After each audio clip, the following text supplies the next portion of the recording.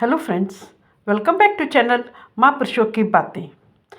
सत्संग जी सबको प्यार भरी राधा स्वामी। आइए सुनते हैं कुछ प्रेरणादायक वचन।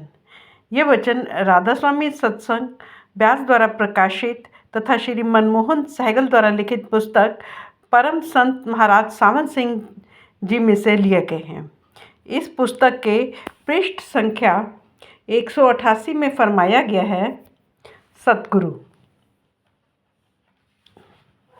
मनुष्य शरीर में आने वाली प्रत्येक जीवात्मा को काल की शक्तियों से सुरक्षित रहने और मन माया के चक्कर से बच निकलने के लिए संतों ने जो 3 मूल सिद्धांत बताए हैं, सद्गुरु उनका एक महत्वपूर्ण अंग है। संत सद्गुरु परमात्मा का मानव रूप होते हैं। उनके अंदर सत्य या शब्द रूपी प्रभु स्वयं प्रकट होता है। वे सत्य से अभिन्न होते हैं। सद्गुरु मनुष्य के रूप में देहधारी शब्द होता है और परमात्मा से जुड़कर जिस चिर चेतनता प्राप्त कर चुका होता है, यह ज्ञान का पुंज तथा भक्ति का स्रोत है। उसकी शरण में आने वाले जीवों को अविद्या से मुक्ति मिलती है और ये सच्चे पथ के पथिक बनकर सतलोक तक पहुँचने का सामर्थ्य पा जाते हैं। सद्गुरु की उपस्थिति में ही सच्ची रूहानियत का अनुभव होता है। जिसके अंदर परमात्मा बस जाता है, वास्तव में वही सच्चे अर्थों में पूर्ण गुरु अथवा सद्गुरु है।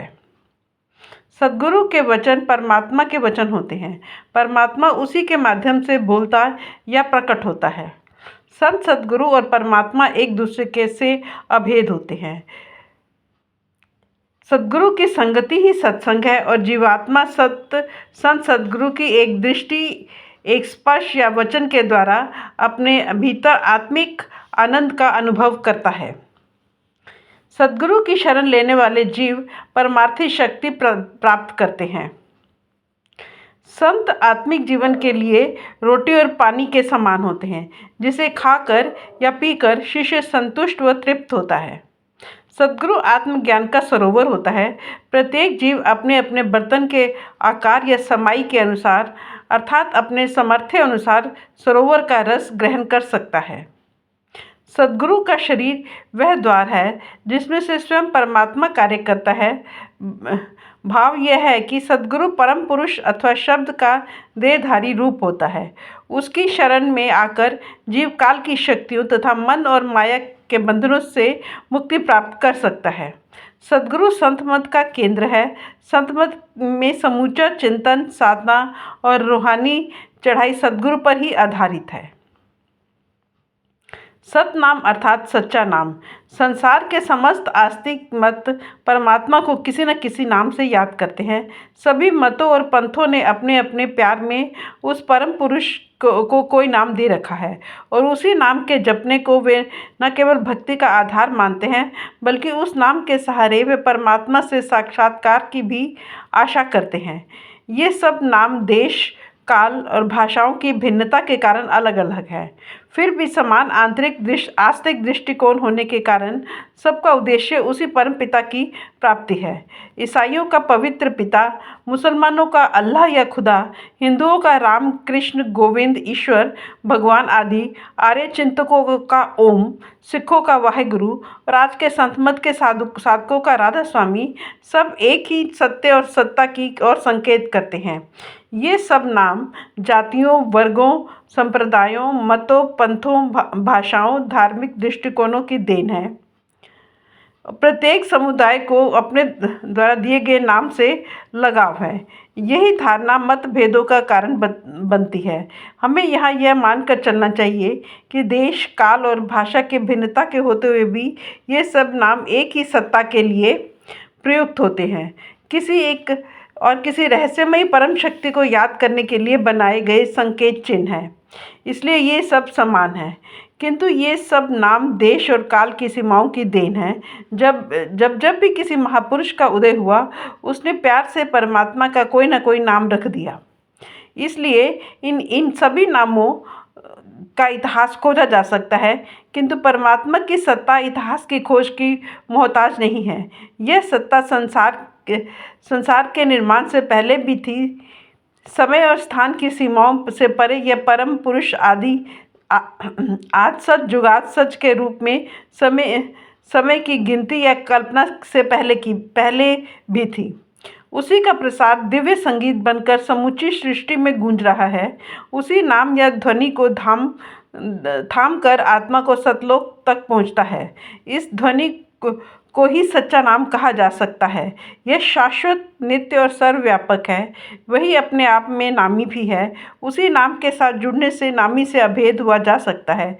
हजूर महाराज जी इस नाम को अकथ कथा, अनस्पोकन लैंग्वेज और अनरिटन लॉ कहकर बयान करते हैं। सच्चे नाम का स्वरूप। संतों ने नाम के दो प्रकार बताए हैं, वर्णात्मक तथा धुनात्मक। वर्णात्मक नाम किसी भी भाषा में कहा गया कोई शब्द होता है। वह शब्द बोला, लिखा, सुना और भेजा जा सकता है, इसलिए इसे अक्षरी नाम भी कहते हैं। आज तक हमारे धर्मशास्त्रों में जितने भी नामों की चर्चा हुई है या कि जितने भी धर्म संप्रदायों ने प्यार से अपने इष्ट को जिस भी शब्द से पुकारा है, वे सब वर्णात्मक नाम हैं। वर्णात्मक नाम 4 प्रकार के हैं: जबान द्वारा उच्चारित बैखरी, कंठ द्वारा स्मरण मध्यमा, हृदय द्वारा बोलकर स्मरण पश्यन्ति तथा नाभि से पुनरावर्तित शब्द परा। ये सब नाम नश्वर हैं, इसलिए इनका सिमरन कारगर नहीं है। सच्चा नाम इन आखिरी नामों में नहीं है। दूसरी प्रकार का नाम धुनात्मक है, जो बोला, लिखा या पढ़ा नहीं जा सकता। यह मधुर दिव्य ध्वनि के रूप में सर्वव्यापक है, किंतु हम अपने बाहरी कानों द्वारा इसे सुन सकने में असमर्थ हैं। यह एक आध्यात्मिक चेतन शक्ति है, एक रूहानी धारा है जो नित्य और शाश्वत है, जिसे केवल अंतरात्मा के कानों द्वारा ही सुना जा सकता है। सब संत इसी नाम की महिमा करते हैं। इसमें ध्वनि और प्रकाश दोनों हैं और इसको पकड़ने और इससे जुड़ने वाले जीव के आंतरिक आँख और कान खुल जाते हैं। यह नाम संपूर्ण मानव जाति और समस्त युगों व देशों के लिए समान है। इसी नाम को ईसाइयों ने वर्ड, मुसलमानों ने कलमा या बांगे इलाही, हिंदुओं ने आकाशवाणी, नाद, दिव्य शब्द या दिव्य संगीत, पंजाब ने गुरुओं ने सच शब्द वाणी और अनहद शब्द हुक्म आदि कहकर पुकारा है। इस नाम या शब्द के द्वारा संपूर्ण सृष्टि का निर्माण हुआ है। यहाँ आपने एक रहस्य और प्रकट किया है। धुनात्मक नाम की पहचान, पकड़ और उसके साथ जुड़ने का अभ्यास तभी संभव है जब कोई संत सद्गुरु जीव को इस मार्ग का अभ्यास प्रदान करे। लोग बाहरी शब्दों को ही नाम मानकर जपने लगते हैं।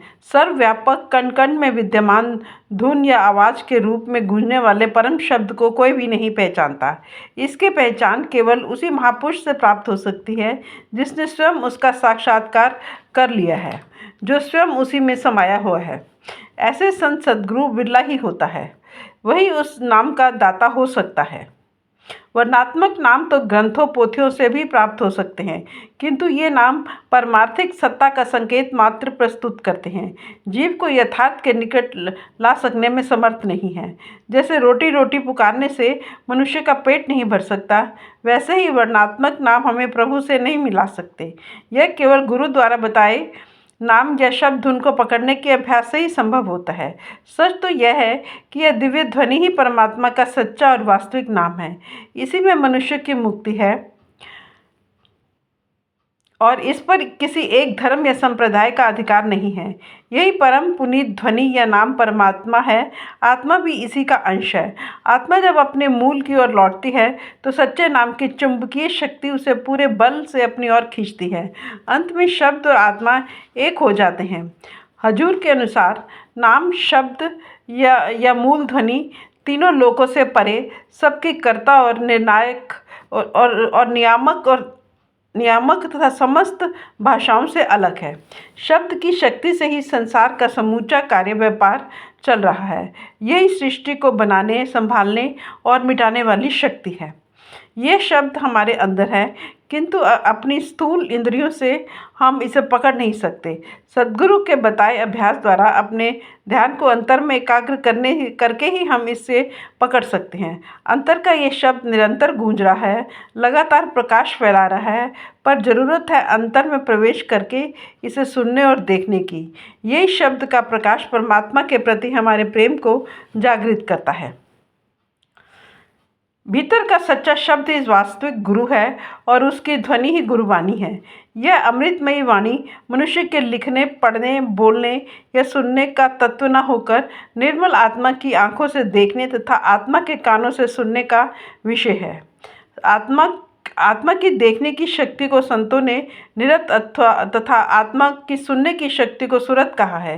किसी सच्चे सद्गुरु की शरण में जब आत्मा निर्मल हो जाती है तो उसका रुख बाहर की ओर से हटकर अंतर की ओर हो जाता है।